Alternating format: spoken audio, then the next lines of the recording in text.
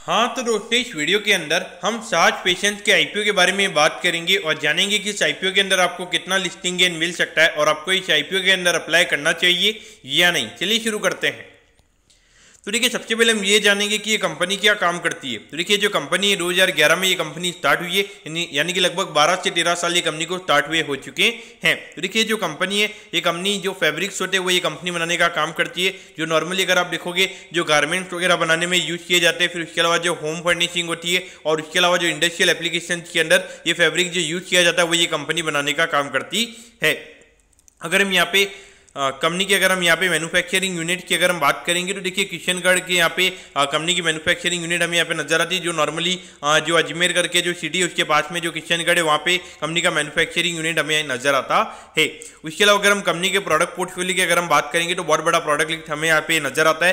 यहाँ पर अगर आप देखोगे पीस डाइड शर्टिंग्स हो गया, उसके अलावा कॉटन यान हो गया, फिर उसके अलावा अगर आप देखोगे जो कॉटन फैब्रिक होता है जिसके अंदर अगर आप देखोगे सेल्फ डिजाइन जो शर्टिंग होती है, ये 40 से लेके 100 तक जो शर्टिंग के सेगमेंट होते हैं वो ये कंपनी बनाने का काम करती है। तो ऑल ओवर अगर आप देखोगे एक तरीके से हमें यहाँ पे एक normal kind of textile company नजर आती है। और कहीं ना कहीं अगर आप देखोगे पिछले कुछ टाइम से अगर आप देखोगे ये जो पूरी इंडस्ट्री खास करके अगर आप देखोगे जब से ये यूएस में हमें पिछले 2 साल से दिक्कतें देखने को मिली है, जब से ये इंडस्ट्री में हमें काफी ज्यादा दिक्कतें हमें ये इंडस्ट्री के अंदर देखने को मिल रही है। अब अगर हम ऑब्जेक्टिव की अगर हम बात करेंगे, यानी कि जो आईपीओ से कंपनी को पैसा मिलने वाला है उसे कंपनी कैसे यूटिलाइज करने वाली है, तो देखिए यहाँ पे जो वर्किंग कैपिटल की रिक्वायरमेंट्स है उसे यहाँ पे कंपनी फुलफिल करेगी। और यहाँ पे मेरे ख्याल से ये जो मार्जिन मनी लिखा हुआ है कि यहाँ पे इन्होंने बैंक से कुछ ओडी वगैरह लिया होगा तो उसे यहाँ पे कंपनी को रीपे करना होगा, तो उसके लिए यहाँ पे कंपनी का आईपीओ आ रहा है। और उसके अलावा जो कंपनी के कुछ लोन्स वगैरह है तो उसके लिए यहाँ पे कंपनी आईपीओ लेकर आ रही है। तो देखिए, कभी कभी क्या होता है कि जो छोटी कंपनीज होती है तो यहाँ पे जो लोन होता है वो कंपनी के प्रमोटर्स से कंपनी के अंदर लोन लेके आते हैं। यानी कि अगर आपकी कंपनी है तो आपने अपनी कंपनी के अंदर अपने नाम से लोन चढ़ा के आपने कंपनी में लोन चढ़ा दिया उसको, फिर उसके बाद में वो पैसा एट दी एंड, यानी कि कहने का मतलब ये कि वो जो लोन रिपे होगा कहीं ना कहीं वहाँ पे प्रमोटर्स को भी रिपे हो सकता है। तो मुझे एग्जैक्टली मैंने वो देखा नहीं है, जो कि इतना ज्यादा कुछ यहाँ पे इंटरेस्टिंग यहाँ पे ऐसे में प्रोस्पेक्टस रहता नहीं है, तो उस पॉइंट से आपने यहाँ पे से देखना चाहिए। उसके अलावा अगर हम देखेंगे तो यहाँ पे कुछ आईपीओ के एक्सपेंसिस कंपनी को लगेंगे, वो भी कंपनी से इसी से हमें यूटिलाइज करती हुई नजर आएगी। अब अगर हम कंपनी के प्रमोटर्स की अगर हम बात करेंगे तो देखिए, रोहित टोशनीवाल हमें कंपनी के प्रमोटर्स नजर आते हैं, साधना टोशनीवाल जी कंपनी के प्रमोटर्स हैं, फिर उसके अलावा नौरतमाल चौधरी जी और प्रभा लखोटिया जी, ये चारों में यहाँ पे कंपनी के प्रमोटर नजर आते हैं। अब अगर हम यहाँ पे रेवेन्यू की अगर हम बात करेंगे तो देखिए, यहाँ पे 99 करोड़ के लगभग कंपनी का रेवेन्यू का नंबर था, फिर ये नंबर 74 करोड़ के लगभग हुआ था। फिर वहां से अगर आप देखोगे ये नंबर 86 करोड़ के लगभग हमें होता हुआ नजर आया था। और यहाँ पर अगर आप देखोगे 7 मंथ्स में कंपनी ने 61 करोड़ का ही रेवेन्यू किया है। ये भी इंडिकेशन दे रहा है कि ये साल भी कंपनी 100 करोड़ से ज्यादा का रेवेन्यू कंपनी हमें नहीं करती हुई नजर आएगी। तो यहाँ पर अगर आप देखोगे तो अगर हम प्रॉफिटेबिलिटी की अगर हम बात करेंगे तो यहाँ पे लगभग 29 लाख रुपीज के लगभग कंपनी का नंबर था, फिर 32, फिर 41, फिर एकदम से अगर आप देखोगे 2 करोड़ के लगभग कंपनी ने प्रॉफिट कमाया। क्योंकि मुझे क्लियर कट यहाँ पे मैनिपुलेशन लगता है, जो कि अगर आप देखोगे पिछले साल हर टेक्सटाइल कंपनी के अगर हम नंबर की अगर हम बात करेंगे, जबकि जो मार्जिन से वो ऑल ओवर इंडस्ट्री में यहाँ पे कम होते हुए नजर आए हैं। लेकिन अगर हम ये कंपनी की अगर हम बात करेंगे, एकदम से जो कंपनी का मार्जिन हमें 1% से भी हमें कम होता हुआ नजर आ रहा था। एकदम से अगर आप देखोगे 1.5 से 2% के लगभग का नेट प्रॉफिट का मार्जिन कंपनी का हो गया। तो ये कहीं ना कहीं अगर आप देखोगे क्लियर कट हमें यहाँ पे कंपनी के जो नंबर्स है वो हमें यहाँ पे मैनिपुलेटेड नजर आते हैं। मैं ये नंबर्स को बिल्कुल भी यहाँ पे ट्रस्ट नहीं करूंगा। और यहाँ पर अगर आप देखोगे तो जो नंबर यहाँ पे 2020 में कंपनी ने रेवेन्यू का किया था वो अभी तक 3 साल यहाँ पे कंपनी के होने आ गए, लेकिन अभी तक वो रेवेन्यू का नंबर कंपनी का नहीं हुआ है। तो कोई ग्रोथ यहाँ पे कंपनी की नहीं हो रही है। तो कैसे अगर आप देखोगे तो बस यहाँ पे जो लोन की दिक्कत यहाँ पे कंपनी की चल रही है। तो इस इंडस्ट्री में अगर आप देखोगे तो सबसे बड़ी दिक्कत यही है कि जब आपका वर्किंग कैपिटल अगर पूरा जाम हो जाता है, आपका जो पूरा बिजनेस होता है यहाँ पे पूरा अटक जाता है, तो जब तक आपको एडिशनल कैपिटल नहीं मिलेगा तो आप यहाँ पे अपने बिजनेस को ग्रो नहीं कर सकते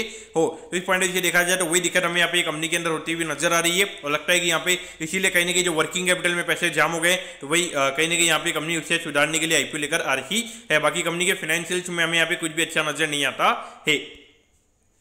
अब अगर हम यहाँ पे साज पेशेंस की अगर हम आईपीओ डिटेल्स के बारे में अगर हम बात करेंगे तो 21 अगस्त को ये आईपीओ में ओपन होता हुआ नजर आएगा और 24 अगस्त को ये आईपीओ में क्लोज होता हुआ नजर आएगा। यहाँ पे 30 रुपीज पर शेयर पे कंपनी शेयर दे रही है। 4000 शेयर्स का हमें यहाँ पे लॉट नजर आता है, यानी कि एक लॉट को अप्लाई करने के लिए 1,20,000 रुपये आपको यहाँ पे लगने वाले हैं। अगर हम टोटल इश्यू साइज की अगर हम बात करेंगे तो 13 यानी कि 13 करोड़ 20 लाख रुपए का आईपीओ में यहाँ पे नजर आता है, जिसमें से अराउंड 47-48% का लगभग का रिटेल कोटा है। यानी कि ये मान के चलिए कि लगभग 6.5 करोड़ का लगभग का यहाँ पे कंपनी का रिटेल कोटा रहेगा और 6.5 करोड़ के लगभग के हमें यहाँ पे कंपनी का एचएनए कोटा नजर आएगा। और ये जो कंपनी है, कंपनी हमें एनएससी के एसएमई प्लेटफॉर्म पे ये कंपनी हमें लिस्ट होती हुई नजर आएगी। अब अगर हम टाइम टेबल के बारे में अगर हम बात करेंगे तो देखिए 29 को आपको पता चल जाएगा कि आपको अलॉटमेंट मिला है या नहीं। अगर अलॉटमेंट नहीं मिलता है 30 तारीख को आपको रिफंड मिल जाएगा, 31 को आपके डीमैट अकाउंट में शेयर आ जाएंगे अगर आपको अलॉटमेंट मिलता है, और 1 तारीख को ये कंपनी हमें लिस्ट होती हुई नजर आएगी। यानी कि अगर आप लगभग देखेंगे जब आईपीओ क्लोज हो रहा है उसके लगभग 1 हफ्ते बाद में ये कंपनी हमें लिस्ट होती हुई नजर आएगी।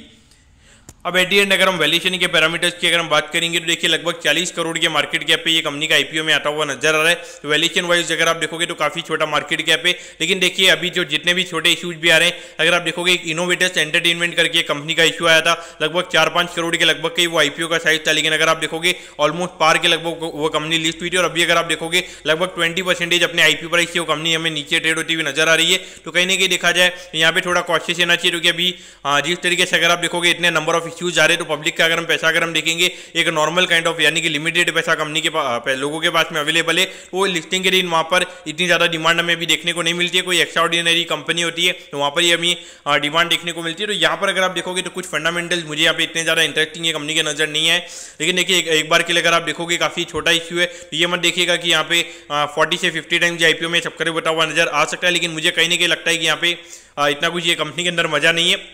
और ऑल ओवर अगर हम देखेंगे जितनी भी टेक्सटाइल कंपनीज आदि टेक्सटाइल कंपनीज की अगर हम बात करेंगे 52 वीक लो पे हमें ट्रेड होती हुई नजर आ रही है। कुछ अगर हम देखेंगे तो हार्डली हमें कोई रिटर्न्स हमें यहाँ पे पिछले 2-3 साल से उन कंपनीज के अंदर नजर आया है। तो इस पॉइंट से देखा जाए तो मेरे ख्याल से ये सेक्टर से थोड़ा भी आपने दूरी रहना चाहिए, और मुझे लगता है कि यहाँ पे लिस्टिंग कोई ज्यादा खास नहीं होगी। अगर कुछ प्रीमियम पे अगर लिस्टिंग हो भी जाएगी तो 10 से 15% का प्रीमियम की लिस्टिंग होगी, लेकिन देखिए उसके लिए ज्यादा अपना कैपिटल का रिस्क लेके मेरे ख्याल से आईपीओ में लगाना चाहिए। मेरे ख्याल से तो यहाँ पे नहीं लगाना चाहिए। हाँ, थोड़ा कुछ ग्रे मार्केट प्रीमियम यहाँ पे कंपनी का अच्छा है, लेकिन मेरे ख्याल से अवॉइड करना यहाँ पे सही रहेगा, क्योंकि ग्रे मार्केट प्रीमियम यहाँ पे एक तरीके से पूरा मैनिपुलेटिव होता है। उसी पॉइंट से आपने यहाँ पे देखना चाहिए। तो दोस्तों मैं बताऊं कि शार्ट पेशेंस के आईपीओ के बारे में आपको सब कुछ समझ में आ गया होगा। अगर आपकी कोई भी क्वेरीज है आप कमेंट कीजिए, मैं जरूर आपके कमेंट पर रिप्लाई करूंगा।